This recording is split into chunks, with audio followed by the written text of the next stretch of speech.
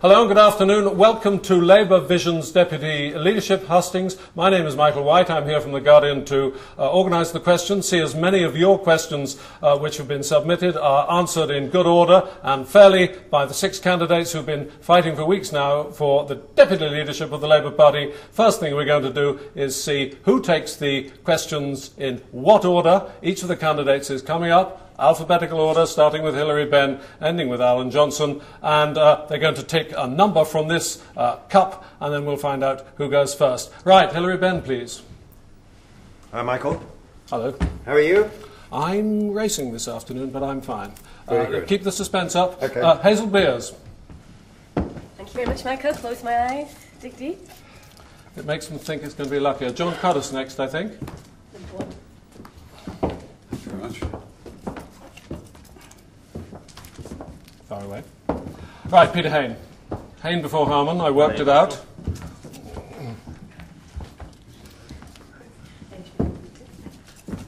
Harriet Harman. And Alan Johnson. Us W's for White aren't used to the idea of the last person in the class is a J. Us W's are used to being last. Right, if everybody will now take their seats, we'll proceed. Yeah.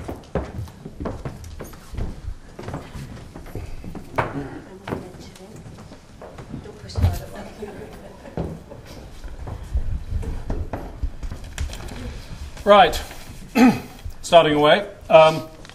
We've got 4 sets of questions, and the first set, which matters enormously to Labour activists and voters, is party organisation. All the candidates have been talking about it. This is from Johnny Knit, that's his email name, his blogging name. I'm sure I've mispronounced it. Who's number 1? Me. Hazel Beers. The candidates have all talked about the deputy leadership's role to reconnect with the Labour grassroots. The future of party funding is a wider issue here. Could you say more about how you'd reconnect with the membership and with the affiliated unions? And you've got 30 seconds. Well, first of all, I think with party funding, we have to get limits on expenditure. But what we also need to do is re-energise our local organisation. And that means having local facilitators for Partnership in Power, really connecting the grassroots with the National Policy Forum, because members do want to have a say. But most importantly for me, turning the Labour Party into a party that does things rather than simply sits in meetings. And I think that's the way we'll get many more members into our party. Well, thank you. You came in on time. Number 2, Alan Johnson. Lynn Wells from Islington South asks, how can you make the Labour Party more relevant to young people? How can you better involve young activists in the party? For example, do you support a full-time youth officer at party headquarters? Yes, I do support a full-time youth officer at party headquarters, and I think the way you engage young people is in the way that Hazel was suggesting. You actually involve them in campaigns. Campaigns that, incidentally, young Labour and Labour students have been involved in. Clearing up rubbish, campaigning for a reduction of VAT on condoms, which was very successful, campaigning in their communities, and I think that's the way to engage young people in the party. Thank you. Question 3, Graham E1. I'm just about hanging on to stay in the Labour Party. Oh, this is an important question, but not for much longer if things don't change. How will you ensure that some party members are truly listened to and their views reflected in government policy instead of listening to non-elected, unreformed civil servants and lobbyists? Hilary Benn. Well, I'd say, Graham, the most important thing we can do is to carry on the process that this deputy leadership campaign has been all about, which is us going out and listening to party members, having a conversation. Because the government's got to give a commitment. As we come to take big policy decisions, the party wants to be included. They want to be heard, they want to be listened to, and whoever wins this contest has got to be a voice for the grassroots inside the cabinet, at the centre of the argument, so that people can be heard as we take decisions about the future. Thank you. Number 4, from Dr. Dunk. I've heard a lot of talk, says Dr. Dunk, about re-engaging with the party and our party democracy. A lot of us would like a vote on the leadership, not just the deputy leadership. Well, that's not going to happen. While I understand very few of you have been likely to have voted for John McDonnell, did any of you think that nominating him so that the party and union members could vote for him might have been a good idea? Alternatively, did none of you think of standing for the leadership yourself? I'm afraid that goes to you, Peter Hain. The answer is no to both. I didn't think of standing for the leadership, and I didn't think of nominating John, because I thought Gordon was the towering figure of the Labour government, other than Tony. And he's an ideal person to follow Tony, and therefore for me, and I said so a year ago publicly, he was the best choice, and the best choice for Britain. And I think he will really present a clear alternative to David Cameron Shallowness. the rules of the party were followed to the letter. Somebody could have stood, somebody tried to stand, but they didn't get the necessary support. That's democracy for you. Burgersoft777 says, how are you going to rebuild the links between the party and the people in this country? I'd like to know how the Labour Party hope to continue to govern the Union while at the same time effectively dismantling it. I think that's the Union with Scotland. Most of all, I would like to know how the party is going to attract people like myself back into the fold when all my instincts tell me Labour's out of touch with popular sentiment and I should be agitating against it, John Curtis. Well, it's a big question. It covers a lot of territory. I think that the start is to rebuild a pluralist democracy within the party, i.e. a vibrant policy discussion across all parts of the party, all the different countries, regions and levels of the party, including different affiliates, socialist societies, etc., to demonstrate that there's a vitality in terms of discussion, deliberation, different traditions of thought, different ideas are in the mix. Actually, what we've been doing, actually, as Hilary was saying, over the last couple of weeks, we've had actually quite a lively policy discussion. That's what I think will go with the grain with what people want in terms of a Labour Party that's trying to connect and understand what are the contemporary issues. And that can only be done by discussion and deliberation and argument, actually. Okay. Devegka is asking you, Harriet Harman, hi, she says. He says, should the post of deputy leader be a government post or a party post? In other words, are they answerable first to the party or the electorate? They're answerable to the party because they're elected by the party through the PLP, the constituency, individual members and the trade union. So I'm absolutely clear they're accountable to the party. I think that they ought to be in the cabinet but not running a big department. I think leading a big department is a full-time job in itself. So I think they should be in the cabinet so they're right central in the government, putting forward the party's views. But I think that they've got to always remember they owe their position to and are accountable to the party, not to the government. Well, that was brisk and organised. We're now moving on to point 2, foreign affairs. Noel Hatch asked 11 hours ago, it says, according to the sheet, how will you link up with European sister parties so that we can share learning and shape a fairer, more progressive Europe? Hazel Beers, 30 seconds. Well, I've already been doing it for the last year as party chair, and I've had several really productive meetings with sister socialist parties right across Europe, both in terms of policy issues but also on party organisation. And what you find is that many of them have actually got innovative, exciting ideas. The Swedish Socialist Party actually says that every minister has to give 14 days to the party outside election times for them to lead party organisation, training, campaigning, this kind of debate. And that's one thing I would like to come out of this deputy leadership contest, is a compact between ministers, councillors and MPs, because we're all only here because we're in the Labour Party, and having a commitment to the party I think is absolutely crucial. I'm tempted to ask all the candidates that one, 14 days in Sweden, eh? But the Owl of Minerva is asking Alan Johnson, do you agree that the UK government should deport British residents released from Guantanamo Bay to countries where they may face imprisonment, torture or even capital punishment? No, I don't. And indeed, the Human Rights Act says that we should not deport people to countries which still have capital punishment and where there is torture. Guantanamo Bay, I think, has been a big mistake, and I think it's really soured this whole aspect of the way that America has dealt with the so-called war on terror, and I wish it hadn't happened. Dilip Bhattacharya from Leicester is asking you, Hilary Benn, all the candidates were part of a government that wasted over £4 billion of our hard-earned money on the Iraq war. Why can they be trusted as a constructive member of the party?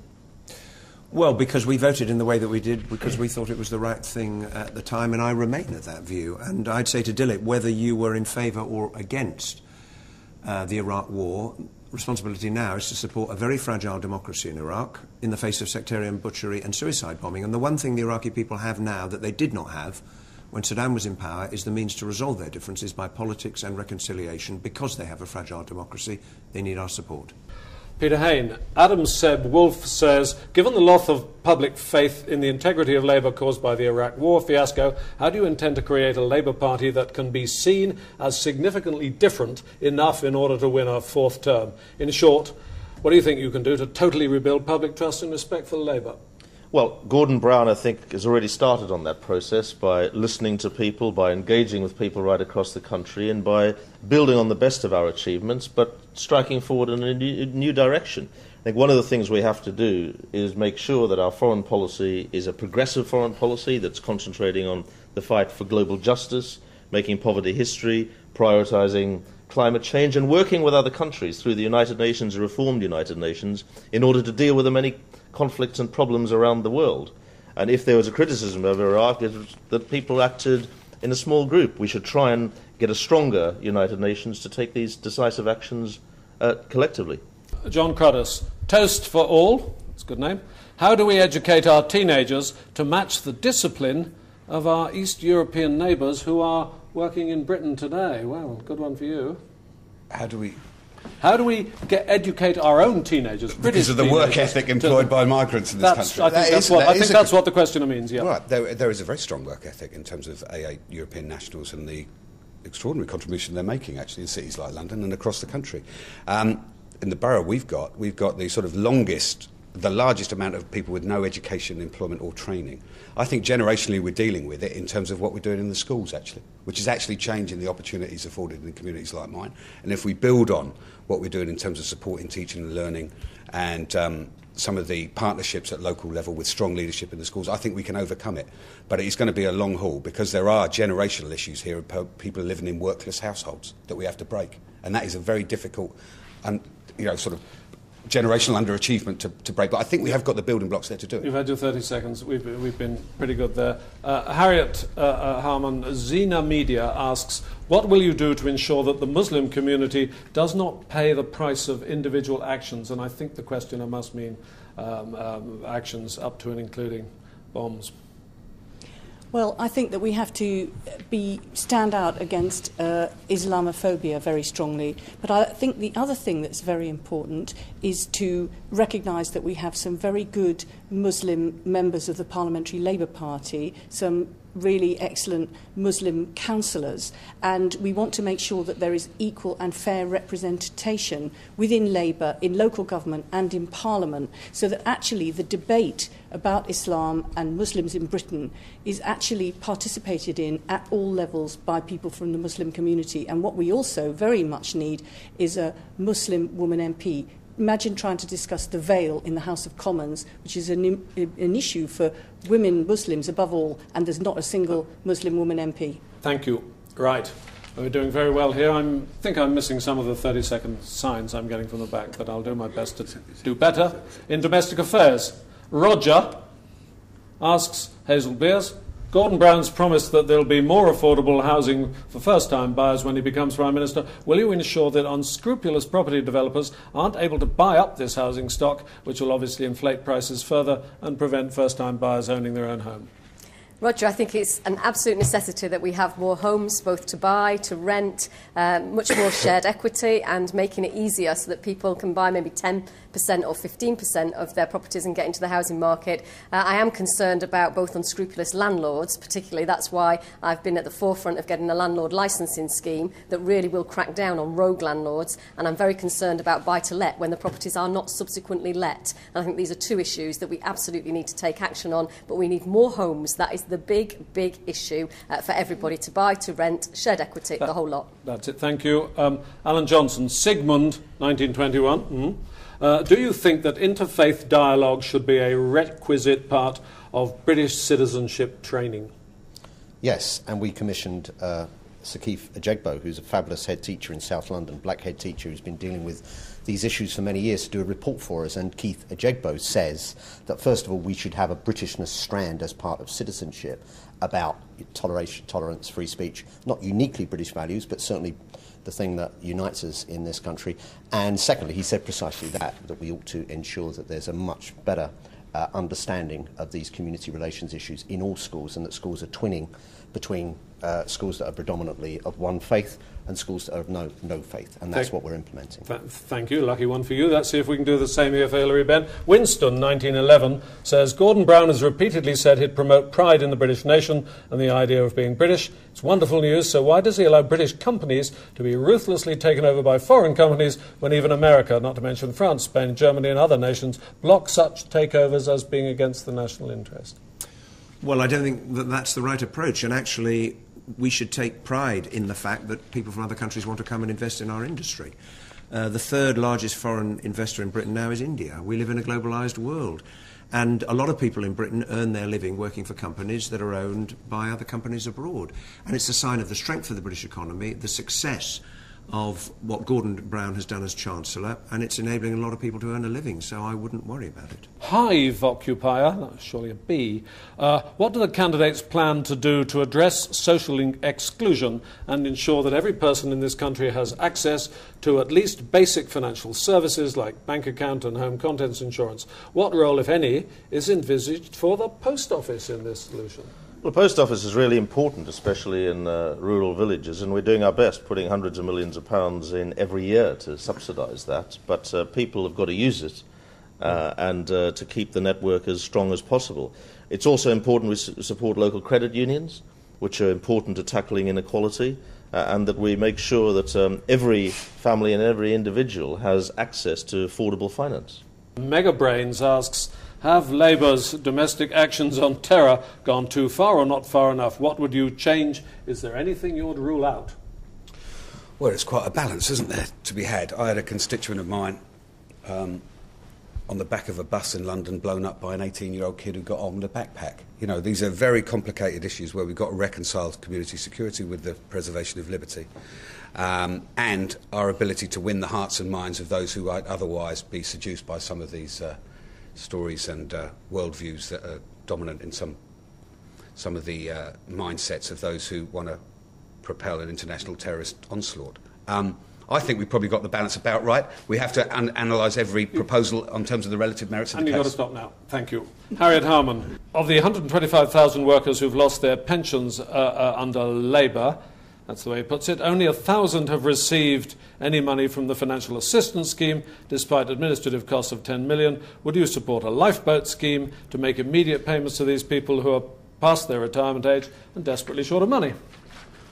Well, I think that this government over the last 10 years has done a huge amount to tackle the scandal that there was of companies being asset stripped, going bust, and then people being left without their pensions. The Pension Protection Fund, the financial assistance schemes, various discretionary bits of support that have gone in, quite apart from the overall support for older people in retirement, I think has been a great step forward. So I can't just off the top of my head pronounce that we're going to be doing a new scheme, but I think we've done a great deal and there's more to do, as the saying goes. Thank you. I nearly said, has anybody just tuned in, but shows how old I am. That's not how YouTube works. Right, we're going to the miscellaneous section now. Tula123 asks, Hazel Blears, how about giving the Scots independence and then invading them? Well, I think the UK has a strong argument for taking back Calais. Well, there you go. Well, it's quite a novel idea, but I don't think many of our colleagues in Scotland would really appreciate it. It's quite an interesting time in politics because we're having to have a new relationship. Obviously, we've got the SNP up there. It's a different skill set for the Labour people who are now in opposition. I'm delighted that they forced the Nationalists, I think, to a vote on several things in the last few weeks, and they've won a couple of votes. So, you know, more power to our colleagues in Scotland. Let's expose Alex Salmond for what he is, an opportunist and a pretty superficial politician in my view, but I think we've got to take the fight to the Scottish Nationalists. I've no doubt we're doing exactly that. That's it. I mean, I heard not a word about Calais there. Alan Johnson, Cherry Vibes, why won't you legalise cannabis? Yet alcohol remains illegal. I hate alcohol. I have no problem with ganja. There are huge numbers of people who love the weed. Why are people still being imprisoned for selling a herb that God gave us? Over to you, Secretary of State for Education. I've never smoked ganja, and I think a few years ago, when The Independent was running this huge campaign to legalise, or The Independent on Sunday, one of the two, to legalise cannabis, there was a lot of support for it. Now, recent reports that have come out recently have meant that the people running those campaigns have now said that they're sorry that they did. The newspaper has apologised for running the campaign. There's a better argument now for not legalising cannabis with some of the recent medical reports than there was even 5 years ago. It's stronger stuff they smoke too. Reg Regis asks, Hilary Benn, I would like to know what the clear difference is between you and the other candidates. Why are you the best person for the job? Summarise your vision. I watched Question Time, and to be honest, none of you made a real effort to show how you stood out, except maybe Peter Hain, whom I don't like. It's a very good-natured contest, this. They too were busy singing the glories of Labour as if there was a general election coming. Right. There is. Well, where do I start? Rex Regis, thank you for your comments. Especially about me.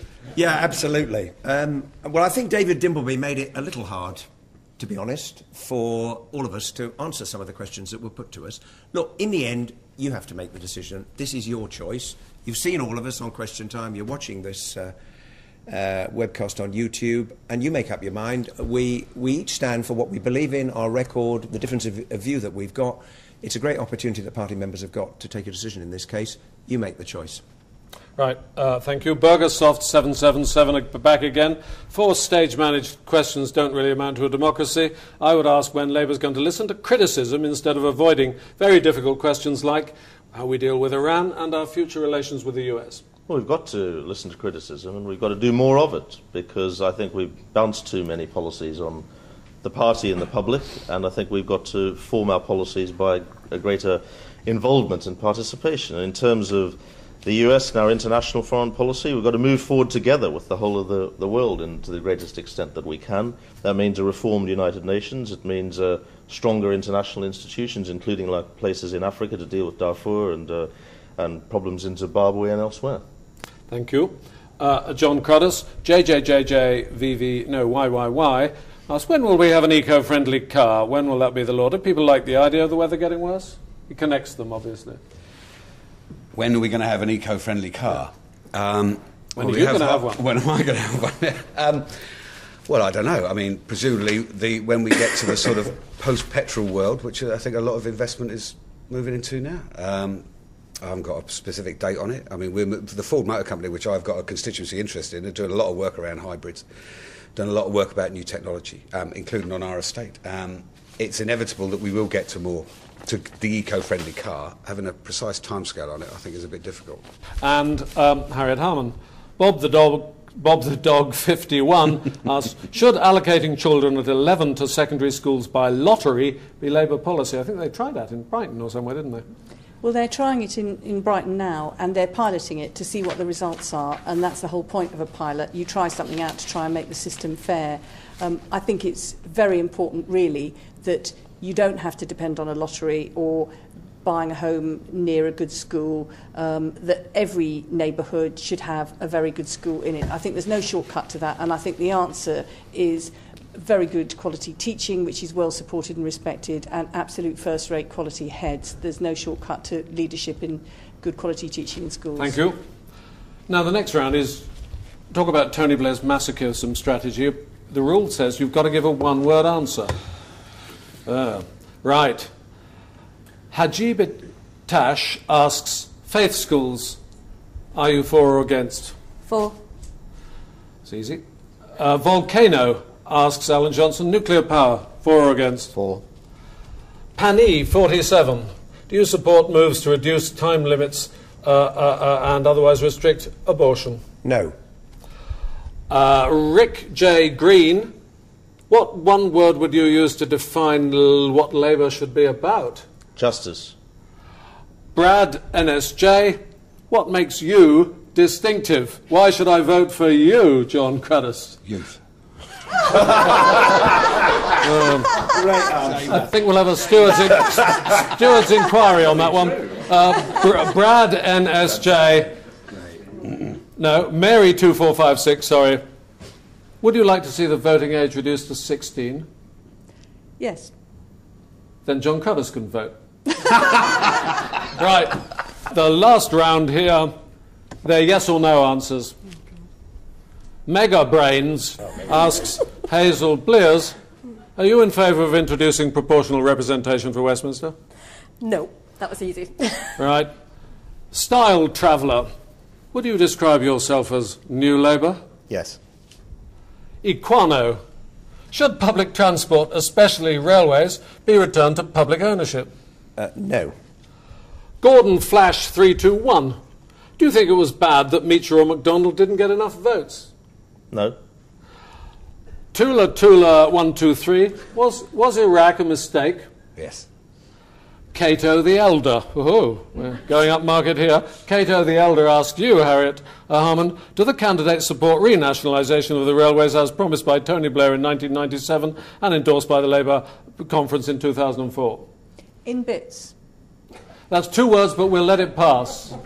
That was very well done, much more painless than I'd expected. That is the end of the brief but very satisfactory Labour's Vision Deputy Leadership hustings for YouTube.